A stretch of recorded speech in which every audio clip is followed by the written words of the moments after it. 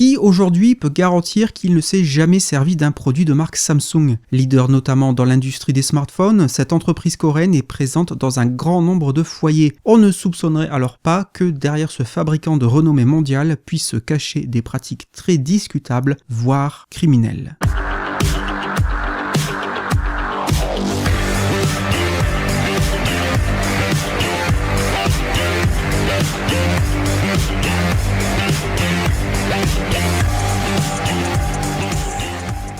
Le Parfum des Hommes est un manhwa, c'est-à-dire une bande dessinée coréenne, en un seul volume et écrit par Kim Soo-bak. Originellement, il date de 2012 et l'édition française de chez Atrabile date pour sa part de 2014. Cette œuvre n'est pas une fiction, car l'auteur va nous raconter le destin tragique d'une jeune femme coréenne ainsi que de ses parents. Au travers du drame qu'ils vont vivre, il va mettre en lumière l'extraordinaire influence de la société Samsung sur la société coréenne. En effet, au début de l'ouvrage, nous allons suivre une jeune femme qui, ne voulant pas continuer ses études, va être embauchée par Samsung afin de travailler dans une usine. Là, elle travaillera à la chaîne pour fabriquer des semi-conducteurs. Cela se passe en 2003. 2 ans plus tard, alors qu'elle est pourtant toujours très jeune, elle se voit diagnostiquer une leucémie. Alors qu'elle est sur son lit d'hôpital, son père, qui doit faire face aux dépenses médicales astronomiques pour tenter de soigner sa fille, est approché par des représentants de Samsung et se voit offrir une forte somme d'argent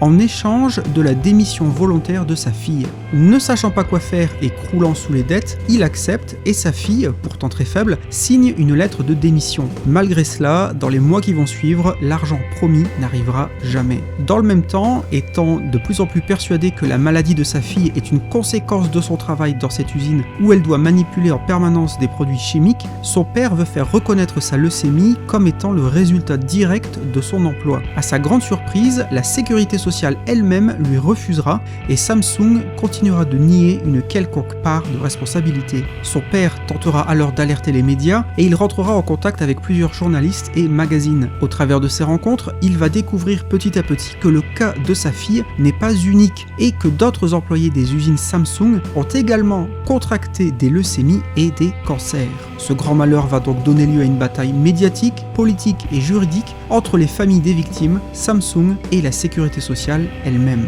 Le Parfum des Hommes est un livre très fort, très dur par moments, mais également fascinant car on y découvre un visage caché d'une entreprise pourtant globalement très appréciée, en tout cas par le grand public. Le récit est d'autant plus poignant lorsque l'auteur utilise, ici ou là, directement de véritables photos de la jeune femme, ce qui nous ramènera à la réalité et nous rappellera que l'histoire que nous sommes en train de lire n'est pas une fiction. Et au-delà de l'histoire de départ, celui du destin de cette jeune femme et des autres familles, le livre montre également de manière très documentée l'influence et la place de l'entreprise Samsung dans la société coréenne. On sera par exemple stupéfait de voir que le PDG de Samsung, malgré de très graves condamnations effectives concernant des malversations financières, se verra gracié par le président coréen en personne. L'entreprise est montrée ici comme étant tellement présente dans la vie des Coréens qu'il y a un dicton affirmant que si Samsung venait à faire faillite, ce serait la Corée elle-même qui ferait faillite. Ainsi, malgré le sujet initial qui est bien sûr sombre et dramatique, on sent bien que l'auteur n'a pas écrit cette bande dessinée pour nous tirer des larmes ou pour nous apitoyer sur le sort de cette jeune femme en particulier. On comprend et on peut apprécier la volonté de faire connaître cette histoire, pour notamment rendre hommage à cette jeune femme et soutenir ses parents qui se sont lancés dans un combat presque perdu d'avance. Mais il semble que l'auteur s'est vraiment intéressé à la présence de Samsung dans sa société et qu'il a peut-être voulu éveiller les consciences. Au-delà du destin de cette jeune femme et de la réflexion sur Samsung, le livre nous invite également à réfléchir sur la véritable valeur de la vie humaine. En effet, à de multiples reprises, on verra des envoyés de Samsung approcher avec assistance cette famille pour leur proposer de l'argent en échange de leur silence médiatique. Et dans ces moments-là, on constate le gouffre de valeurs qui existe entre le père de cette jeune femme, pour qui la vie de sa fille n'a évidemment aucun prix, et les représentants de Samsung qui ne voient à aucun moment l'aspect humain de cette tragédie. Ils semblent persuadés que tout peut se résoudre grâce à l'argent. Cet aspect du livre et cette thématique